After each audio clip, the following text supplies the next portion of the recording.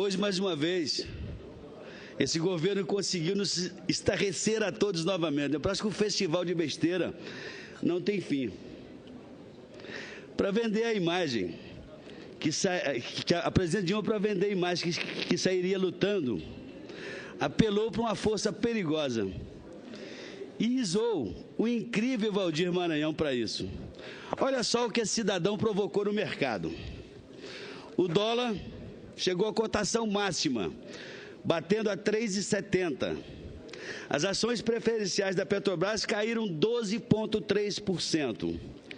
Os papéis ordinários caíram 9,8%.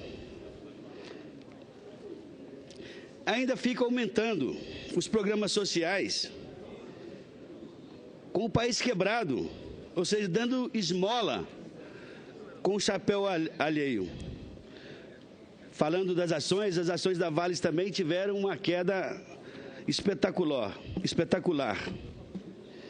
E o mais incrível, que a área técnica da Câmara disse, com as seguintes palavras: uma canetada do presidente interino da Câmara dos Deputados não tem o poder de revogar uma decisão tomada em votação aberta por 367 deputados dos 513. Para mim, esse ato do presidente Waldir Maranhão, senhor presidente, desrespeitando a maioria dos componentes daquela casa, é crime de decoro parlamentar e tem que ser visto sob esse prisma, no meu entendimento, digno até de cassação. Nós estamos vivendo um momento. Vossa Excelência me concede uma parte? Concedo daqui a pouco. Nós estamos vivendo uma situação no país gravíssima. Sair atirando, botar fogo no país, tentando o quê com isso? Eu acho que o presidente Renan deveria pegar esse papel da Câmara e jogar no lugar que ele merece, no lixo, com todo respeito à Câmara dos Deputados. Com todo respeito à Câmara dos Deputados. Como é que um cidadão desrespeita 367 companheiros dessa maneira? Para mim, ele teve um surto de psicopatia mesmo. Só pode ser entendido assim. Inacreditável. Tempestivo, senador Lindenberg, com todo respeito, fora de hora e fora de propósito. Isso é que nós temos que discutir. A matéria já está tramitando no Senado. Foi no prazo. A Câmara não pode achar que o Senado é quintal da Câmara. Uma matéria prescrita, uma matéria que foi votada por 367 senhores deputados, que está aqui no Senado, numa comissão de 21 senhores senadores, com resultado de 15-5, e que tem um calendário para ser lido hoje e votado quarta-feira. Aí vem um deputado presidente interino, numa decisão monocrática, sem ouvir sequer os seus colegas de mesa, sem ouvir a sua assessoria técnica, que já deram informações que são contra. Isso daqui não pode prosperar. Ele está ofendendo a instituição. Primeiro, os seus colegas, 366. Estou excluindo, Sua Excelência, o presidente interino. Mas aqui ele está ofendendo a instituição do Senado da República. A Dilma vai cair. Não adianta, senadora Vanessa, com todo respeito. E acho que o Eduardo Cunha foi muito benevolente. Ele poderia ter aceitado a denúncia no todo, que envolve Petrolão, Mensalão e um monte de sujeira por aí. Ele aceitou só as pedaladas, mas todo mundo sabe que ela não está caindo por causa das pedaladas só. Com a palavra. Senador. Eu respeito, só um minuto, eu respeito e acho que os seus motivos são. Eu entendo, porque você é uma batalhadora, está sendo coerente desde o primeiro dia. Não sei se os motivos deles são os mesmos teus. Senador Zezé, me concede uma parte. Com a palavra ao senador Caiado, depois Cássio Cunha Lima. Me concede uma parte, senador Perrella.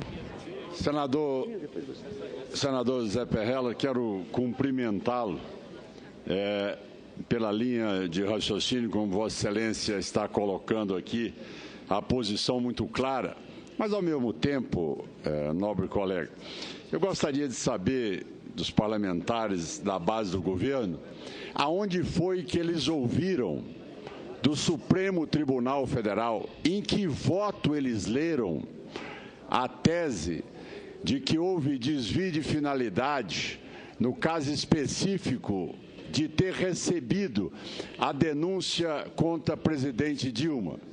O Supremo deixou claro que ali ele estava dizendo que era interferência do presidente no levantamento de provas. Nada a ver uma coisa com a outra. Não tem motivo algum de tentar trazer uma matéria como se tivesse tido lá o parecer do Supremo, porque não existe.